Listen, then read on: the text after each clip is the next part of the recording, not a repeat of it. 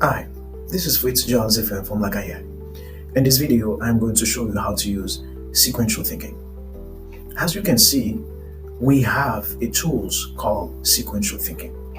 Since sequential thinking already built into David, you don't need to do anything special. If you want to use sequential thinking, you just go to the tools, and then if you see sequential thinking was on check, you just check it.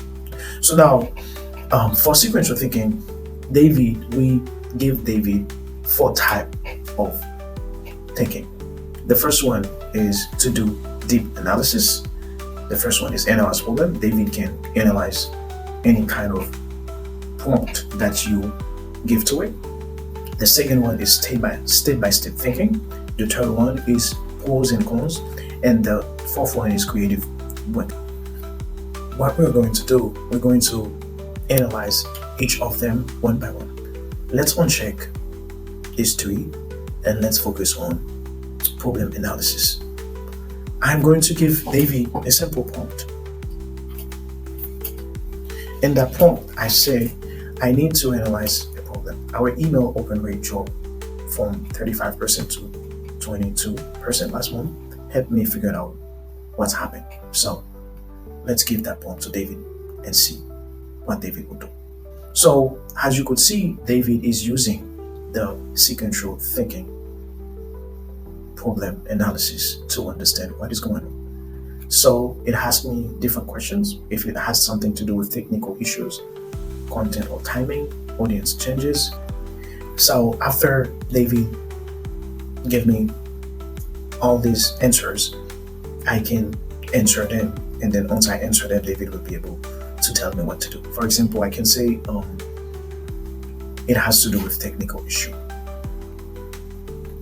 I can say we had some technical issues.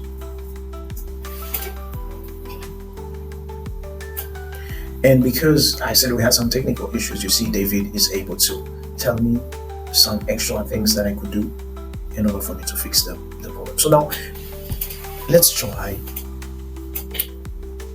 the step-by-step thinking mode. Let's uncheck all of this and then let's try the step-by-step thinking mode. I'm going to give David a simple prompt.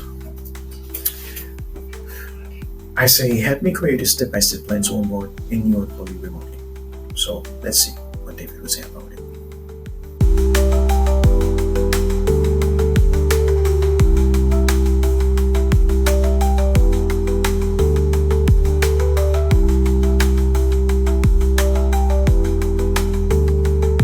As you can see, David created a step-by-step remote onboarding plan for me. Pre-onboarding, first day, first week, first month, ongoing support. And we had that visual.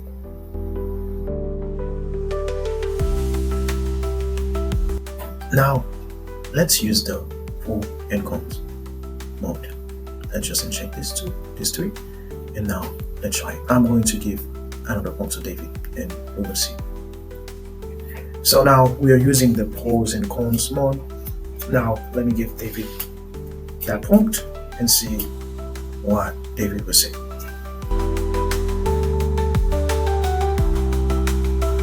Now let's use the last one, which is the creative brainstorming. Let's uncheck the first three. Now we're going to use the last one. I am going to give a simple prompt to that last one as well, and then we will see what David will say about it.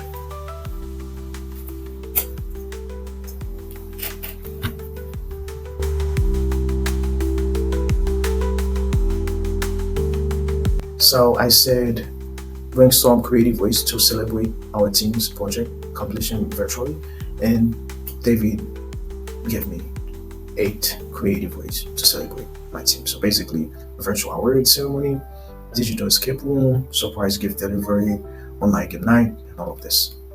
As you can see, the sequential thinking is a very powerful tool. You can use it for different kind of situation. Anytime you want to analyze, get the roots of a problem, you could use the analyze problem thinking mode. If you want to get step-by-step thinking related to something, you could use the step-by-step thinking mode. Because when you do that, David will break down the problem step by step. If you want to use the pros and cons, when you want to know the pro and cons related to something, you could use the pro and cons mode. And if you want to get creative ideas related to something that you want to do, you could also use the creative brainstorming mode. If you have any questions related to the sequential thinking, you could always reach out to us. You can go to your login page and then click on join Slack, so that way you can join our community and ask any questions that you have related to David. Thank you so much for watching this video.